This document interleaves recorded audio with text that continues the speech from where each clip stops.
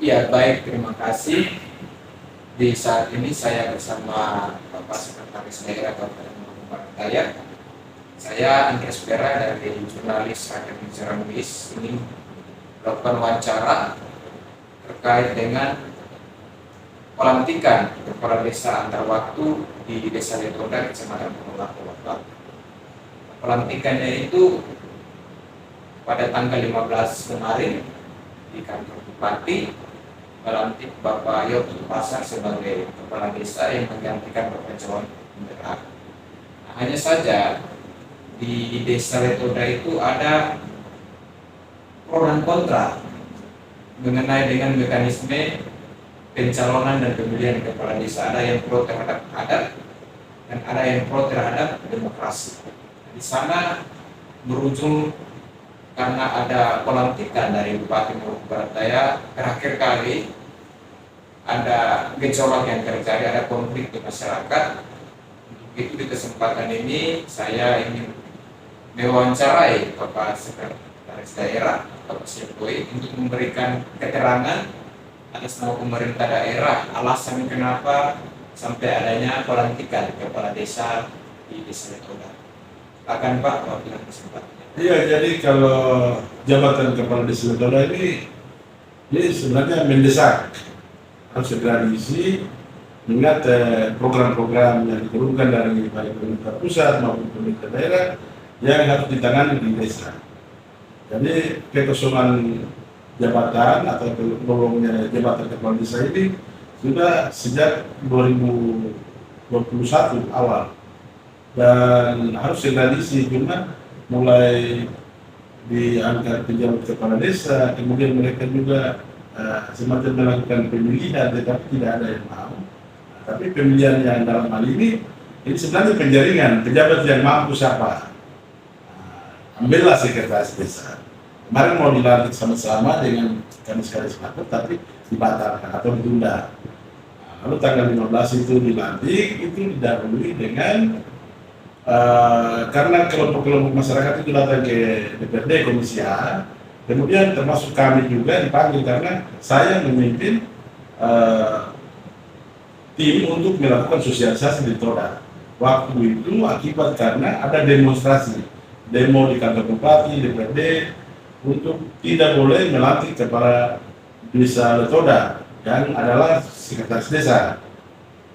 Tetapi kita turun sosialisasi dalam artian bahwa kita menjelaskan di mana jabatan kepala desa itu 6 tahun. Ketika dia berhalangan tetap, mengundurkan diri atau terkena kasus masalah hukum, maka harus dilakukan pelantikan antar waktu untuk sampai dengan masa jabatan 6 tahun itu selesai, tuntas, baru pemilihan baru. Karena yang diusulkan oleh panitia lewat camat, Bupati itu adalah saudara sekretaris desa Pak Ayu Abdul Pasar.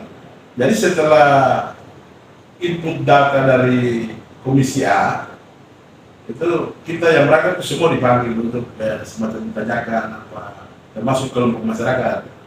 Mereka berkesimpulan bahwa harus latih, dan itu bukan masalah. Sehingga Komisi A memberikan rekomendasi kepada Bupati latih. Oleh sebab itu tanggal 25 itu dilantik.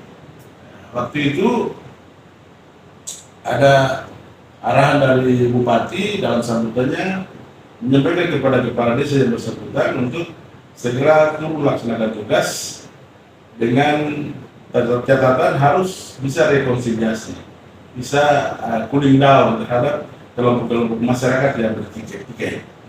Kalau misalnya ada kelompok adat yang menghendaki harus orang adat, ya tunggu saja nanti selesai masa periode baru siapa yang, jadi bukannya kelompok pro demokrasi dan pro adat, sebenarnya adat ini juga demokrasi, kan cukup berembuk antara sosok yang ada, siapa yang layak atau siapa yang punya pas dia punya tempat, ya silakan diusulkan untuk dilantik.